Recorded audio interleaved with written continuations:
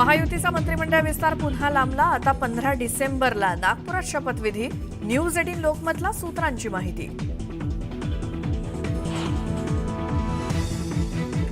एकनाथ शिंदेंनी घेतली मुख्यमंत्री देवेंद्र फडणवीसांची भेट. मंत्रिमंडळ विस्ताराबाबत दोन्ही नेत्यांमध्ये सकारात्मक चर्चा.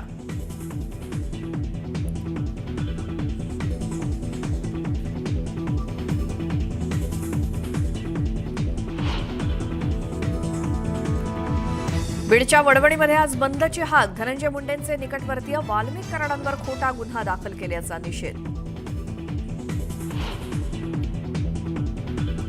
राज्यात थंडीचा कडाका वाढला. कोकण, विदर्भ, मराठवाड्यात तापमानात घट. नंदुरबारच्या सारंगखेड्यात आजपासून घोडे बाजाराला सुरुवात. 1500हून अधिक घोडे बाजारात दाखल. कोट्यवधींची उलाढाल होणार. राज्यात आज दत्त जयंतीचा उत्साह. दत्त जयंती निमित्तानं मंदिरात विविध कार्यक्रमांचं आयोजन.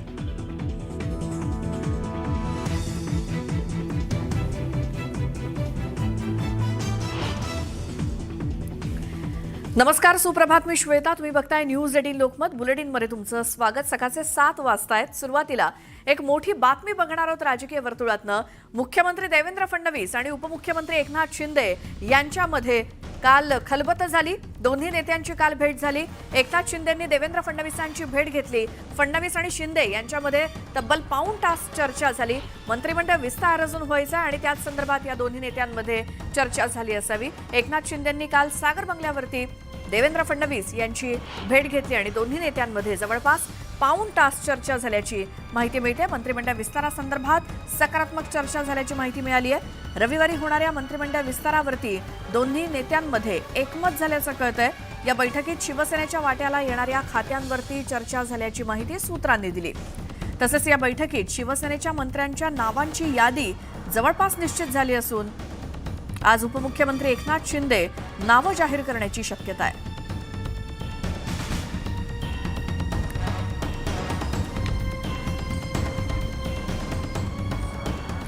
आणखी एक मोठी बातमी येते. महायुतीचा मंत्रिमंडळ विस्तार आता 15 डिसेंबरला नागपुरात होणार असल्याची माहिती वरिष्ठ सूत्रांनी दिली आहे.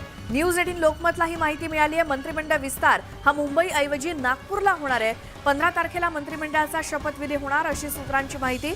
आपल्याला माहिती आहे 16 डिसेंबरपासून हिवाळी अधिवेशन सुद्धा सुरू आहे आणि त्याच पार्श्वभूमीवर नागपुरात 15 डिसेंबरला मंत्रिमंडळ विस्तार होणार आहे. निवडणुकीचा निकाल लागून 20 दिवस उलटलेत तरीही विस्ताराचा मुहूर्त अद्याप सापडलेला नाही. मुख्यमंत्री देवेंद्र फडणवीस आणि अजित पवारांच्या दिल्लीवारीनंतर 14 डिसेंबर शनिवारी मंत्रिमंडळ विस्तार होईल अशी जोरदार चर्चा होती आणि अजित पवार यांनी देखील 14 तारखेला शपथविधी होणार असल्याचं म्हटलं देखील होतं. पण पुन्हा एकदा शपथविधी पुढे ढकलण्यात आलाय. आता नागपूरमध्येच मंत्रिमंडळ विस्तार होणार आहे. इतकं मोठं बहुमत मिळाल्यानंतर देखील मंत्रिमंडळ विस्तार होत नसल्यामुळे विरोधक सरकारवर टीका करतायत.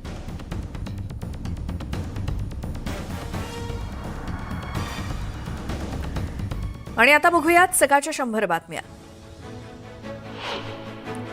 चंद्रशेखर बावनकुळेंनी देवगिरी बंगल्यावरती जाऊन अजित पवारांची भेट घेतली. या भेटीनंतर त्यांनी मुख्यमंत्री देवेंद्र फडणवीस आणि उपमुख्यमंत्री एकनाथ शिंदेंची भेट घेतली. यावेळी वरच्यावर तानाजी सावंत, संजय शिरसाट आणि भरत गोगावले उपस्थित होते. या भेटीत खाते वाटपावर चर्चा झाल्याचं सूत्रांनी सांगितलंय.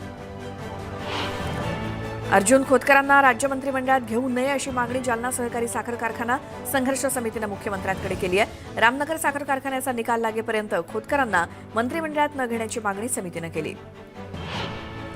तत्कालीन मुख्यमंत्री उद्धव ठाकरे यांनी संजय राठोड यांना क्लीन चिट दिली होती. त्यामुळेच एकनाथ शिंदे यांनी राठोडांना मंत्रिपद दिलं. मात्र अजून माझी लढाई संपलेली नाही, आता काय होतंय बघू असं म्हणत चित्रा वाघ यांनी संजय राठोडांना टोला लगावला. येत्या अधिवेशनात सरकारनं दिलेल्या आश्वासनानुसार लाडकी बहीण योजनेची रक्कम 2100 रुपयांपर्यंत वाढवली जाईल असं उपसभापती नीलम गोऱ्हे यांनी स्पष्ट केलं. कोल्हापुरातले रस्ते, ड्रेनेज लाईन सोबतच प्रलंबित कामं पूर्ण करण्यासाठी आमदार अमल महाडिक यांनी पालिकेला 100 दिवसांचा अल्टिमेटम दिलाय. महाडिक यांनी पालिकेला भेट देऊन अधिकाऱ्यांशी विकास कामांबाबत चर्चा केली. आमचा पक्ष फोडला जाईल किंवा फुटेल असं वाटत नाही. भाजपकडे राज्यात मोठं बहुमत आहे. त्यात 10 आमदार घेऊन त्यांना काय उपयोग होणार आहे. आमचा पक्ष फोडून भाजप आणखी टीका उडवून घेणार नाही अशी प्रतिक्रिया रोहित पवार यांनी दिली. मतदान ईव्हीएमवर करायचं की बॅलेट पेपरवर करायचं हे ठरवण्याचा मतदारांना अधिकार असायला हवा अशी मागणी खासदार अमोल कोल्हेंनी केली. निवडणूक प्रक्रियेवरती लोकांचा विश्वास असायला हवा असं ते म्हणाले. मार्कडवाडीतील ईव्हीएम आंदोलनावरून लक्ष हटवण्यासाठी परभणीची घटना घडवून आणल्याचा आरोप दलित नेते दीपक केदार यांनी केला. जिंतूरच्या भाजप आमदारांनी हा कट रचल्याचा आरोप दीपक केदारांनी केला. महिला आयोगाच्या अध्यक्ष रुपाली चाकणकर यांनी जेजुरीच्या खंडोबाचं दर्शन घेतलं. यावेळी त्यांनी जेजुरी गडावरील महिला स्वच्छतागृह, हिरकणी कक्ष यासोबतच गडावरील व्यवस्थापनाची पाहणी करत प्रशासनाला योग्य त्या सूचना दिल्या.